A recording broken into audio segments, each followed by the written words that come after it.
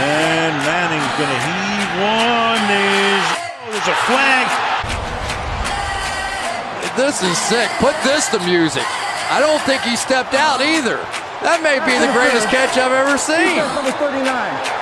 Played into traffic though. Starting back up with a Nas Martinez and a 3-on-2. Clifford gave it across. It's held and a shot. It's safe.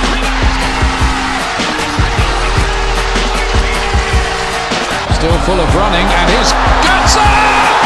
It's Norris! Again, what a play. 3 sets to lose. 6-3. Champion. It's Lillard. He got the shot off. Lillard down! And the play reviewed because it goes in and 0-0. When it's out, it's over.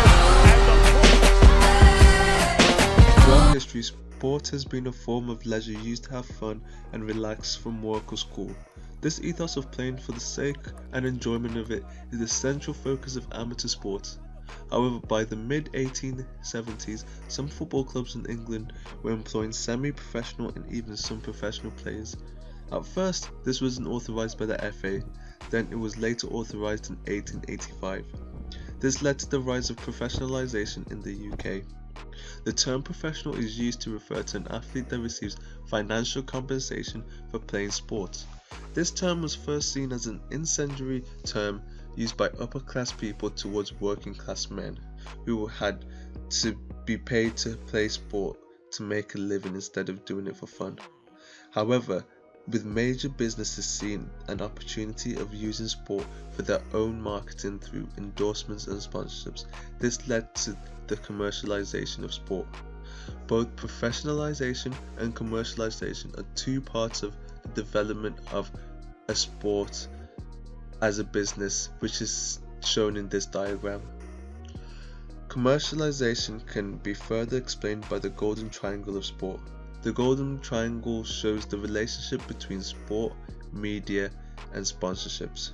For example, governing bodies could organize sporting events like the World Cup, which will attract media attention and buzz.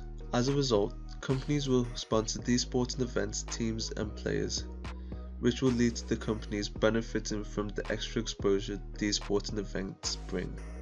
Consequently, more money will be invested in the sport, allowing for bigger and better sporting events, which will garner more media attention, and the cycle continues on and on. With many sports becoming businesses now, the term professional is synonymous with millionaire sports stars who live lavish lifestyles.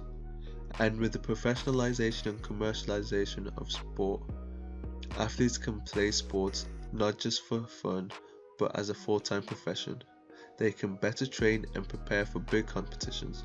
Furthermore, commercialization has allowed governing bodies, teams and athletes to invest large sums of money into the latest technologies and more complex and in-depth sports analysis in a bid to improve performance. Nowadays, every aspect of an athlete's lifestyle is analyzed, from the diet to the exercise routines and even the mental states. In addition, a greater emphasis is placed on winning because of the huge benefits winning has, for example, large sums of money, fame and notoriety. As a result, athletes try to be the best at all costs. Even though this has led to increased performance and competitiveness, it might be to the detriment of the athlete's enjoyment of the sport. The 2010 BBC documentary Is Professionalism Killing Sport highlights the effect professionalization has had on certain athletes' ability to enjoy their sport and thus perform to the best of their ability. The pressures of professionalism. Someone who understands the difficulty of realising their potential when not enjoying their sport is Mark Ramprakash. Ramprakash was the outstanding English cricketer of his generation. He had it all. In fact, at age 41, he still does. Athleticism, hunger, patience. But, and it's a big but, for years Ramprakash struggled to convert his county success into test match scores. I think in the main I didn't enjoy playing for England. The first 5 tests I played were against the West Indian side, who were very, very good. I never really got a score to perhaps reinforce my belief that I belonged at that level. And then with each failure after that, it became more and more difficult. You know, confidence really ebbed away. Ramprakash goes for naught, and England are in some sort of disarray out there now. What with the low scores that I had, I found it very difficult to relax and enjoy and go out and play as I perhaps would when I felt part of my county side. Other players might have faded away, but amazingly, there was to be another stage in Ramps' journey. He put England behind him, and where others would have lost their love for the game and shunned the limelight, Ramprakash took to the floor. Totally brilliant. As someone who knew him well as an opponent, I remember watching Mark on Strictly Come Dancing. The audacity he could show at the crease returned. He began to have fun, and he triumphed. Mark and...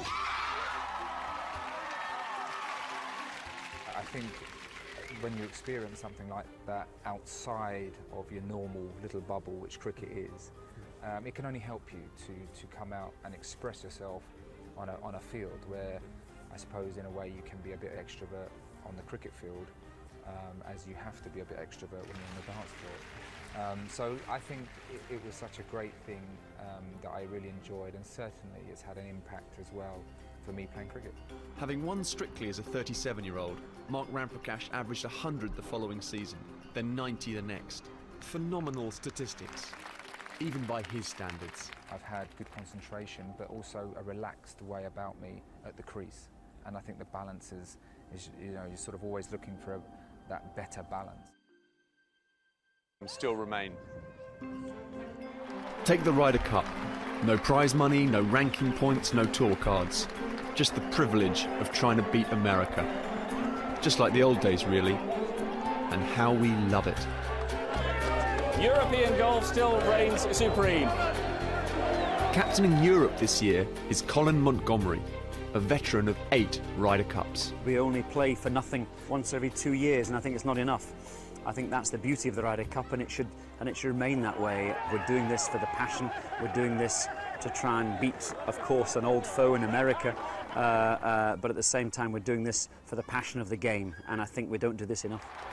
Ryder Cup, you seem not only to play your best, but also to enjoy it the most. Is that a fair... I think so. I think in any sport, in any business, in anything you do in life, if you enjoy what you do, I'm fairly convinced you're fairly good at it. It's like anyone. I mean, you know, if you go to work in a widget factory, but if you enjoy making those widgets and take pride in those widgets, you'll be a very good widget maker. As I am playing Ryder Cup golf. Oh, Colin. I think he may explode. Wait till the pit, please, in future. Have there been times in your non-team career, so that's when Yes, you were playing yes. for Colin Montgomery, just you, Yes. where you haven't felt that? Oh, very much. Very much. There's been situations where physically, mentally, I'm not enjoying what I'm doing, but never in Ryder Cup playing. Is this to win the hole? Get it, Soil! And he's hold it. That's a beautiful Colin. Montgomery has always played with freedom and joy during Ryder Cups. It seemed lacking in his pursuit of major victories. If you've been able to say, I am playing as if I'm in a Ryder Cup now, but I'm playing for myself in a major, Yes. and I'm going to enjoy it as if I'm playing in a Ryder Cup, do you think that would have helped you to get over the line? I think so. I think so. People have said to me very, very many times that if I'd played the way I have it in Ryder Cup play, I'd have won a few majors by now. The enjoyment Monty found in playing merely for honour might have brought him more rewards elsewhere. Sometimes a touch of the joyful amateur spirit makes for a better professional. A theory that can be used to explain why becoming a professional athlete could lead to reduced enjoyment and performance is the self-determination theory. Self-determination theory is a meta-theory developed by Deci and Ryan, and it is a theory of motivation that is aimed at explaining individuals' goal-directed behavior. Originally, the theory made distinctions between 2 types of motivation, intrinsic and extrinsic motivation, with intrinsic motivation being the pursuit of activities and interests that are of an individual's own choosing and that are largely free of internal and external pressure and control, and extrinsic motivation being the experience of external or internal regulation to engage in activities. Later, the theory was adapted to incorporate a continuum with varying degrees of individual autonomy, and as individuals progress along the continuum, their motivation becomes less controlled and more self-determined. The theory also highlights three main basic psychological needs, the first being competence, then autonomy, and relatedness. And these three needs need to be satisfied for an individual to have a feeling of enjoyment and intrinsic motivation. Studies conducted by Deci Ryan and Teixeira et al.